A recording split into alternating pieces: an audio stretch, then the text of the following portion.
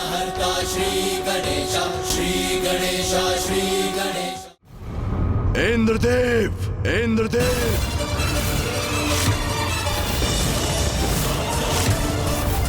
इंद्रदेव, अभी यहां लौटिए, इसी क्षण।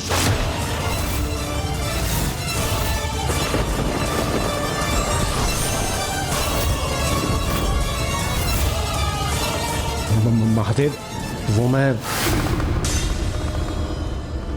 इतना दुस्साहस कैसे किया आपने? स्पष्ट कहा था मैंने, हिंसा का प्रयोग करा भी नहीं करेंगे आप।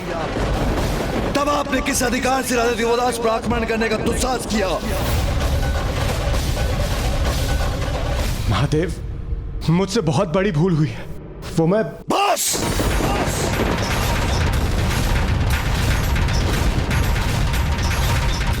अब आपके मुख से और कुछ नहीं सुनना चाहता हूं मैं। जब मैंने राजा दिवोदास को वचन देकर अपनी इच्छा से काशी का परित्याग किया था, तब आप किस अधिकार से उन पर वार करने के लिए प्रस्तुत हो गए? आपको अपने इस दोष का भीषण दंड भुगतना ही होगा।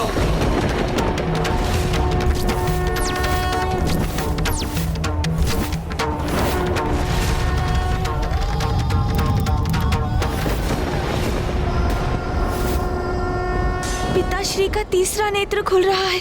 यदि उन्होंने अपनी क्रोधाग्नि को इंद्रदेव पर केंद्रित कर दिया तो अनर्थ हो जाएगा।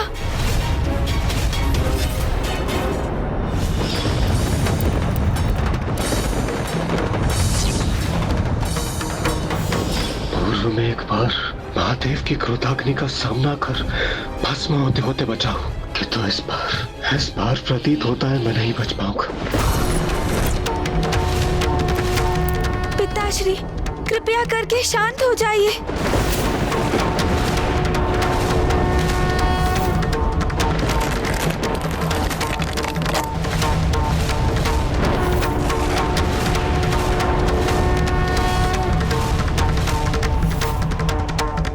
शांत नहीं हो रहे हैं पिताश्री, उनका क्रोध तो और भी बढ़ता जा रहा है। मामा जी, फूफा जी, आप ही पिताश्री की क्रोधाग्नि को शांत करने में सहायता करें।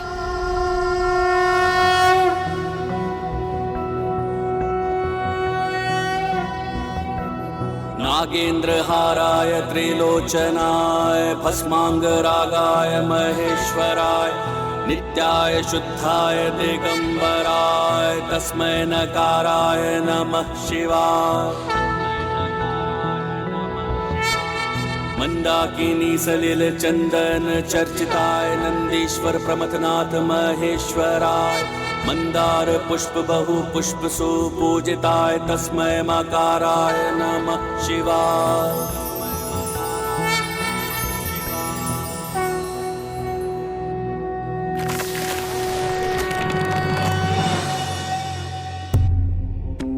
इंद्रदेव, मैंने अपनी क्रोधाग्नि को रोका अवश्य है, किंतु मेरा क्रोध शांत नहीं हुआ। आपने जो किया वह अक्षम्य था, सर्वथा अनुचित था। महादेव, मैं आपसे क्षमा की भीख मांगता हूं। भूलवश मुझसे बहुत बड़ा अपराध हो गया।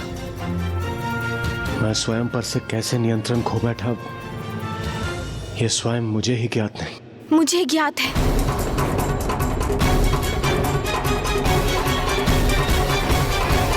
पिताश्री, इंद्रदेव ने जो भी किया वो क्षम्य तो नहीं, किंतु वो स्वयं पर नियंत्रण क्यों खो बैठे, उसका कारण ज्ञात है मुझे। ऐसा क्या कारण हो सकता है गणेश कि इंद्रदेव परिणाम का विचार किए बिना मेरे आदेश का उल्लंघन करने के लिए प्रेरित हो गए? उनकी असुरक्षा का भाव पिताश्री।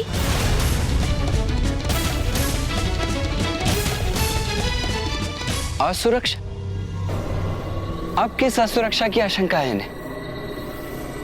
पिताश्री, आपके काशी में उपस्थित ना होने के कारण किसी भी काशीवासी को मुक्ति की प्राप्ति नहीं हो रही है, किंतु राजा दिवोदास के राज्य में सभी काशीवासी धर्मपरायणता के साथ सर्वथा शुद्ध जीवन व्यतीत कर रहे हैं। इस कारण उन सभी के पुण्यों में वृद्धि हो रही है और उनके पुण्य एकत्रित हो रहे हैं पिताश्री। और ये भी तो सर्वज्ञात है कि पुण्य करने वाले तो स्वर्ग के अधिकारी होते हैं और जो अधिक और महान पुण्य करते हैं उनका अधिकार तो भावी इंद्र बनने का होता है। सभी काशीवासी मुक्ति की प्रतीक्षा में है पिताश्री। उनके इतने पुण्य संग्रहित हो चुके हैं कि वो स्वयं स्वर्ग पहुंचकर बिना किसी अवरोध के इंद्र होने का अधिकार प्राप्त कर सकते हैं।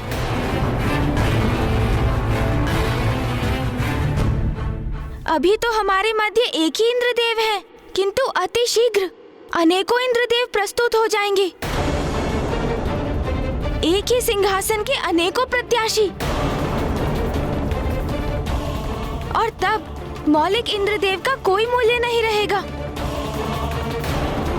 अपने पद की गरिमा खोने का भय ही देवराज इंद्र के क्रोध का कारण बना, जो राजा दिवोदास पर फूटने ही जा रहा था, क्योंकि उन्हीं के कारण अब इंद्रदेव का पद संकट में है।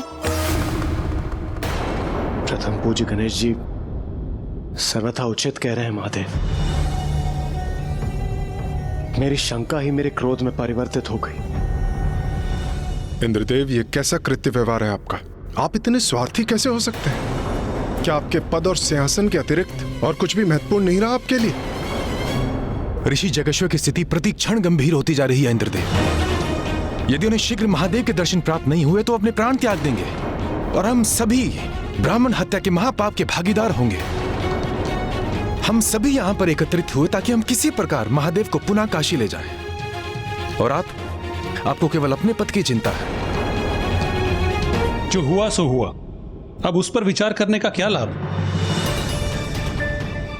हमारी समस्या तो अभी भी यथावत है। कोई समाधान नहीं खोज पाए हैं हम अभी तक। मेरे पास इस समस्या का एक हल है। यदि आप त्रिदेव सहमत हो तो मैं काशी जाऊं?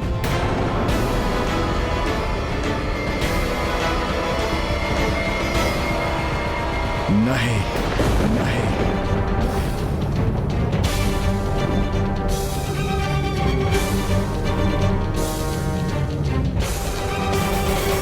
यदि मैं धृष्टता कर रहा हूं तो मुझे क्षमा कीजिए पिताश्री, किंतु हमें आपके काशी लौटने का कोई ना कोई उपाय तो करना ही होगा, क्योंकि काशी को आपकी आवश्यकता है, आपके भक्तों को आपकी आवश्यकता है। महर्षि जगेश्वर आपके दर्शन के लिए व्याकुल है और माँ बड़ी ही अधीरता से आपकी प्रतीक्षा कर रहे हैं पिताश्री।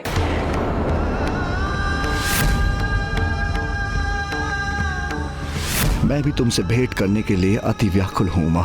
यदि धर्म और कर्तव्य से ना बंधा होता तो इसी क्षण तुम्हारे पास लौटा था। सूर्यदेव, यदि मैं आपको काशी जाने की अनुमति दूं तो आप किस युक्ति का प्रयोग करेंगे? महादेव, इस समय काशी के जन साधुता और धर्मपरायणता के मार्ग पर है और यही आपके काशी लौटने में बाधक है, क्योंकि जब तक वहां सदा धर्म का पालन होता रहेगा, वहां की यथा स्थिति में किसी भी परिवर्तन की कोई आवश्यकता नहीं होगी। फिर आपका क्या सुझाव है सूर्यदेव? प्रथम पूज्य गणेश जी, काशी की प्रजा कितनी भी धर्मनिष्ठ क्यों ना हो, किंतु वहां कभी भी धर्म का उल्लंघन ना हो, ऐसा कैसे संभव है? कभी ना कभी किसी ना किसी से कोई भूल तो होती होगी। बस हमें उसी भूल का संधान करना है। भूल का संधान करना होगा हमें? हाँ महादेव, उसी भूल को आधार बनाकर हम राजा दिवोदास के शासन पर प्रश्न चिन्ह लगाकर उसे समाप्त कर सकते हैं। महादेव, मैं सूर्यदेव के सुझाव से सहमत हूं। काशी में आपके भक्तों की शांति के लिए, सृष्टि के उद्धार के लिए और आपके और देवी आदिशक्ति के संयोग के लिए केवल यही एक उपाय शेष है हमारे पास। और सूर्यदेव तो त्रिकालदर्शी हैं। यदि काशी में कोई अपने धर्म पथ से विमुख भी हुआ तो उन्हें अवश्य ज्ञात हो जाएगा, क्योंकि सूर्य सृष्टि के कण कण में विद्यमान है और उनकी किरणों से तो कोई भी अछूता नहीं रहा।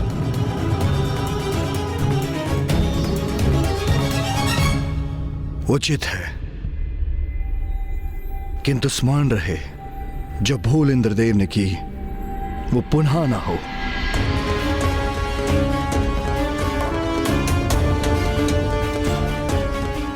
महादेव, मुझ पर विश्वास कीजिए, मैं स्वयं परम ब्रह्म स्वरूप हूं, इसीलिए मुझसे कोई त्रुटि नहीं होगी।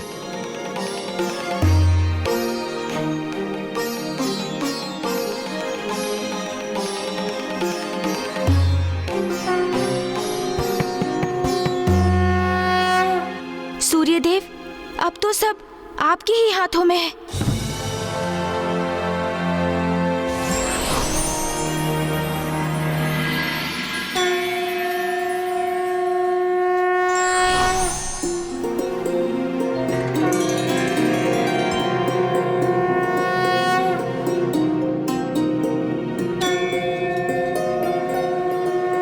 प्रणाम माता। प्रणाम सूर्यदेव। आप यहाँ मेरे स्वामी किस अवस्था में? महादेव भी आपके वियोग में व्याकुल है माता, किंतु हम सभी देवता अथक प्रयास कर रहे हैं कि राजा दिवोदास स्थिति की गंभीरता को समझे। मैं उसी प्रयोजन से यहाँ आया हूँ। हाँ सूर्यदेव, स्वामी के भक्तों को यहाँ काशी में उनकी आवश्यकता है।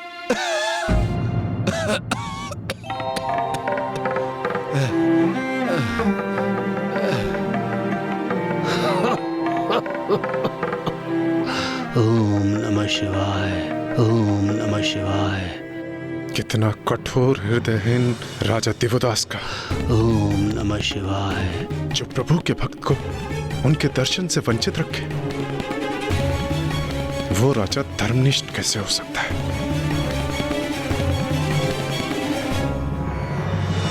माता, ये मेरा दृढ़ निश्चय है। मैं कोई भी उपाय करूंगा, किंतु अपने उद्देश्य में अवश्य सफल होऊंगा। मैं राजा दिवोदास की नगरी में अधर्म और उनके दोहरे चरित्र के स्वांग को उद्घाटित करके रहूंगा।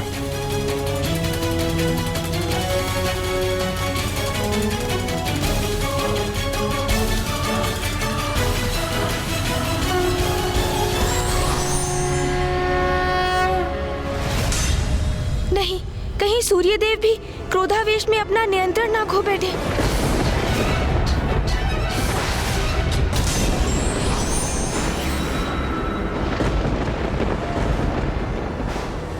तो सूर्यदेव ने साधारण जनों की वेशभूषा धारण की है ताकि वो आम जनों के मध्य घुल मिल सके।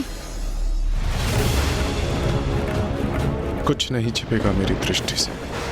यहाँ के कण कण के प्रत्येक क्रियाकलाप पर अपनी दृष्टि बनाकर रखूंगा मैं, और मुझे विश्वास है शीघ्र ही तुम्हारे इस धर्मोचित राज्य में कोई ना कोई त्रुटि तो अवश्य ढूंढ लूंगा। तुम बस प्रतीक्षा करो।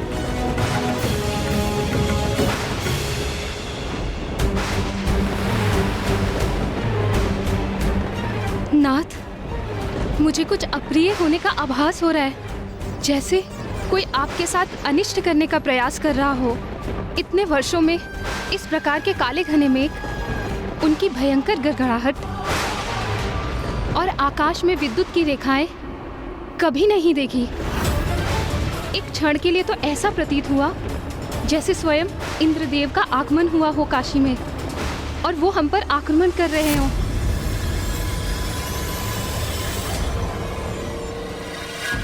आप चिंता क्यों करती हैं देवी सरला? देखिए, काशी नगरी को ध्यान से देखिए।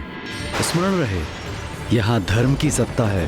काशी का प्रत्येक नागरिक धर्म का अनुसरण करता है और यही काशी की समृद्धि का कारण भी है। यहाँ का एक भी ब्राह्मण ऐसा नहीं है जिन्होंने वेदों का अध्ययन न किया हो।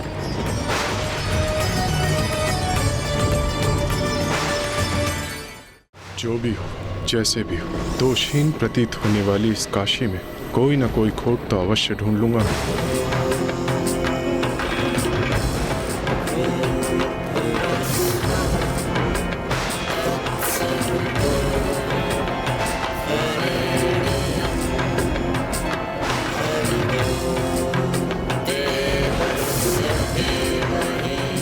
यहाँ तो इनके द्वारा वेदों के उच्चारण ने इस स्थान को पवित्र कर रखा है।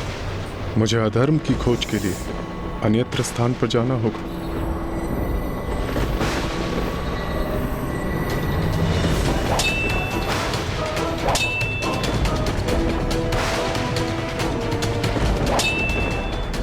ये तो दो खड़कों के आपस में टकराने की ध्वनि है।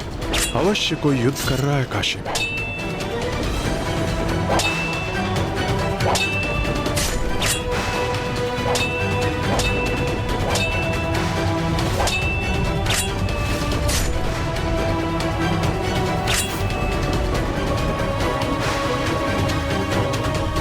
प्रतीत होता है सूर्यदेव ने वो भूल अवश्य ढूंढ ही ली। नगर के मध्य में युद्धरत हो कोई तो अवश्य अपने धर्म पथ से विमुख हो रहा है, अर्थात राजा दिवोदास के राज्य में धर्म की सत्ता और सुव्यवस्था कहीं तो अवश्य भंग हो रही है।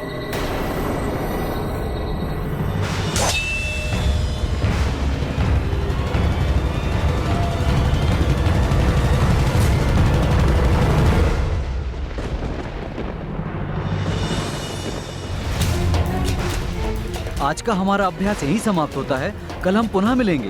अरे ये दोनों योद्धा तो मात्र युद्ध कौशल का अभ्यास कर रहे थे, अर्थात यहाँ कोई अधर्म नहीं हो रहा था।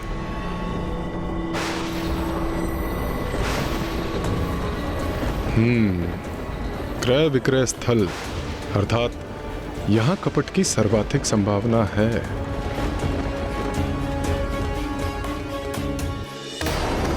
सूर्यदेव तो अब काशी की हाट की ओर जा रहे हैं, परंतु क्यों? क्या है उनकी अगली योजना?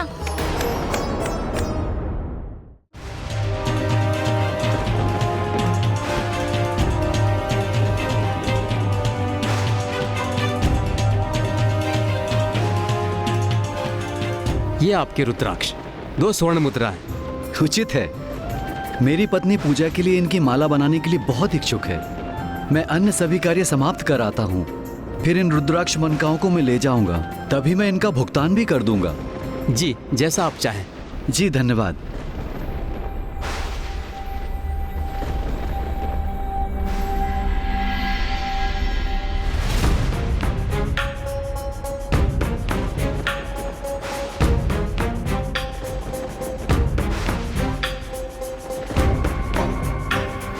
व्यापारी जी कहिए। इन रुद्राक्ष मनकाओं का क्या मूल्य है? मैं इनका विक्रय कर चुका हूँ। तो क्या हुआ? क्या तुम्हारे ग्राहक ने इसका मूल्य चुका दिया? नहीं, किंतु वो शीघ्र ही इसे लेकर जाएंगे। मैं उन्हें अपने शब्द दे चुका हूँ। हाँ हाँ, मैंने देखा। 2 स्वर्ण मुद्राएं नियत की है ना तुमने? मैं तुम्हें 5 स्वर्ण मुद्राएं दूंगा और मूल्य भी अभी चुकाऊंगा।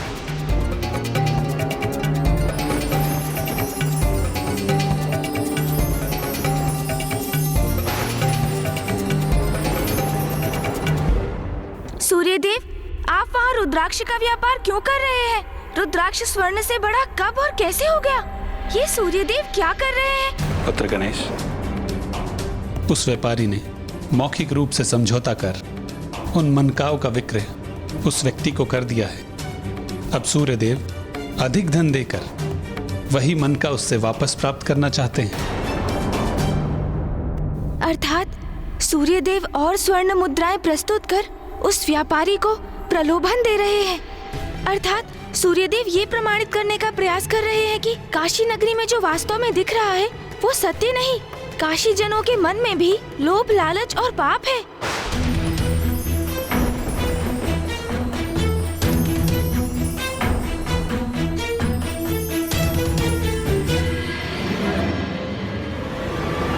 मुझे क्षमा करें, मैं इनका विक्रय आपको नहीं कर सकता। यदि मैं आपसे मनकाओं के मूल्य से अधिक स्वर्ण मुद्रा लेता हूं तो आपको छलूंगा, और यदि उस ग्राहक को दिए हुए शब्दों का मैंने मान नहीं रखा तो उसके साथ भी छल करूंगा। यहां महाराज दिवोदास के राज्य में कोई छलावा नहीं करते।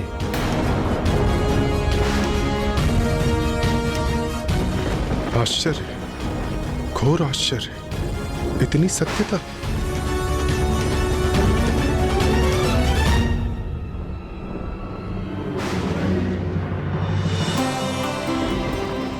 मेरे राज्य में कोई भी वैश्य, कोई भी व्यापारी ऐसा नहीं है जो अपने आर्थिक लाभ के लिए ग्राहकों को छलता हो। सूर्यदेव अधिक धन का प्रलोभन देकर भी उस व्यापारी के मन में लालच उत्पन्न नहीं कर सके।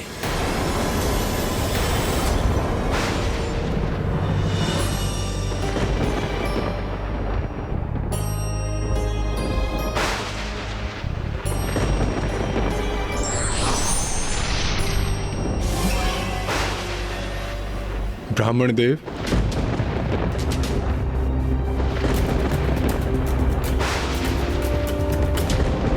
आप तो कोई यात्री प्रतीत होते हैं। कहिए, मैं आपकी कैसी सहायता कर सकता हूँ? हाँ ब्राह्मण देवता, मैं एक यात्री हूँ। काशी के मार्ग में मेरा सभी धन लुट गया। कई दिवस से मैंने कोई भोजन भी नहीं किया और कुछ मोल लेने के लिए मेरे पास धन भी शेष नहीं। क्या आप मुझे अपना भोजन देकर मेरी सहायता करेंगे? किंतु मेरे पास तो मात्र इतना ही भोजन है। अंततः मुझे ऐसा प्राणी मिल ही गया जो आवश्यकता पड़ने पर समय पर उसकी सहायता नहीं करता। और जिस राज्य में किसी की सहायता समय पर ना हो वो अधर्म पथ पर ही है। महादेव, आप चिंतित ना हो, आपको पुनः काशी लौटाने का मार्ग मिल गया मुझे।